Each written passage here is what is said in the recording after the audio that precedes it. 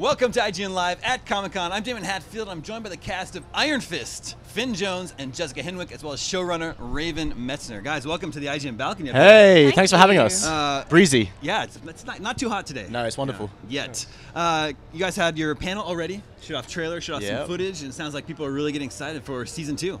Yeah, it was a great atmosphere in the room yesterday. We saw some really cool clips, and it was the first time I'd seen them as well, and I was blown away by it, to be honest. Action-packed clips. Yeah, really amazing, actually. Really wonderful to see it all come to life. So, Raven, what was your approach for season 2? What were the things from season 1 that you wanted to keep, that you thought really worked, and then what did you want to explore in season 2? Well, season 2 for me was a sort of an evolution of the characters and the whole sort of show in lots of ways. One of the things that was really important to me was elevating the action in the show, and I think we really achieved that, and I think everyone sort of saw that yesterday.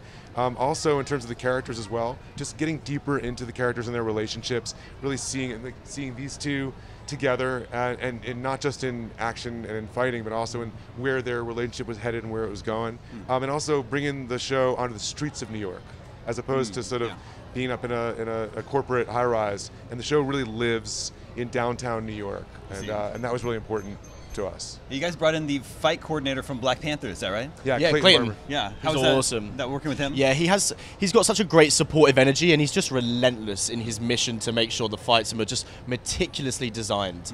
There was many times where he wouldn't let us go on set unless we were like properly rehearsed. And like I've got so much respect for him for just like, you know, hunkering down and just making sure that the work is done good, you know.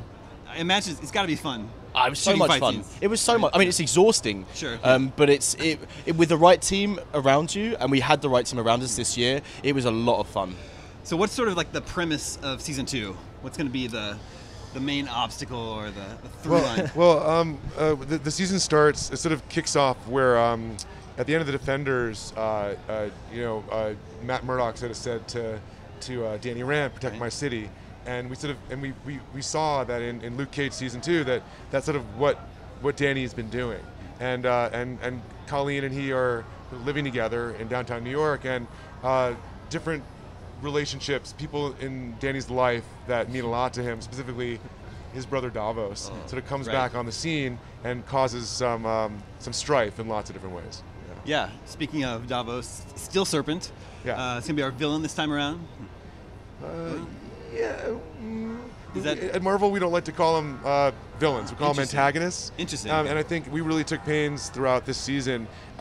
Sasha is such an amazing actor, an amazing guy, and he really brought so much to the character. And we really want, as all the best sort of Marvel antagonists are, like Magneto, like you want to understand where he's coming from. And in his mind, the way he looks at it, like Danny and Colleen, and actually specifically Colleen, he kind of looks at her as someone who is a member of the Hand. And he hates her. He hates her, right?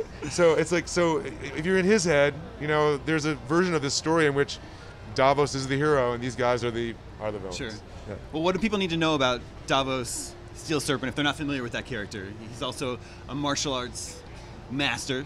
And he's a master of martial arts. He was raised in the same environment in Kunlun that Danny grew up in, and the two of them knew each other since they were really, really young kids, and he and Danny had this really, really tight relationship, and so they learned from the same masters, and they had a lot of the same goals, which were to one day maybe be the Iron Fist.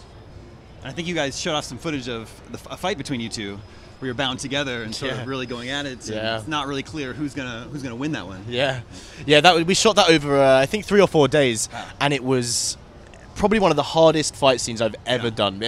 Me and Sasha really, really went for it.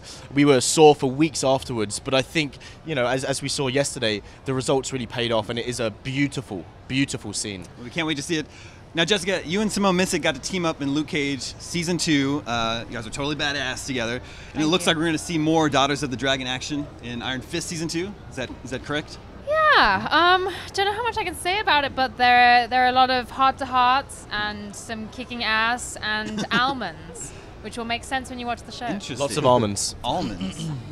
I'm intrigued. Color me intrigued. Would you be game for a proper spin-off? I know the fans really want it. It's out of my hands, but I mean, I love working with Simone. She's so much fun. I think she's a really, really talented actress, and we really get along outside of work. So any time spent with her is good time. Now, Finn, how do you think Danny will feel about Luke basically becoming a mob boss in order to control Harlem at the end of Luke Cage Season 2?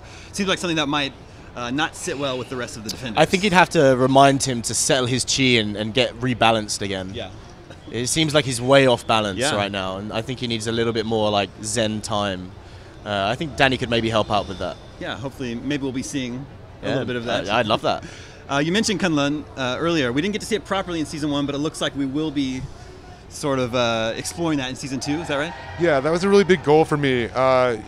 Was to go back to Kunlun, but not just, but for the emotional sort of reasons that so much happened to Danny there, and to Davos as well. And in Season 1, we saw glimpses of it, but I really wanted to sort of dig back into that, and also get a sense of the majesty of Kunlun, not on the exterior, but sort of in the interior of it. And I think that stuff we saw yesterday, it's pretty majestic. Yeah.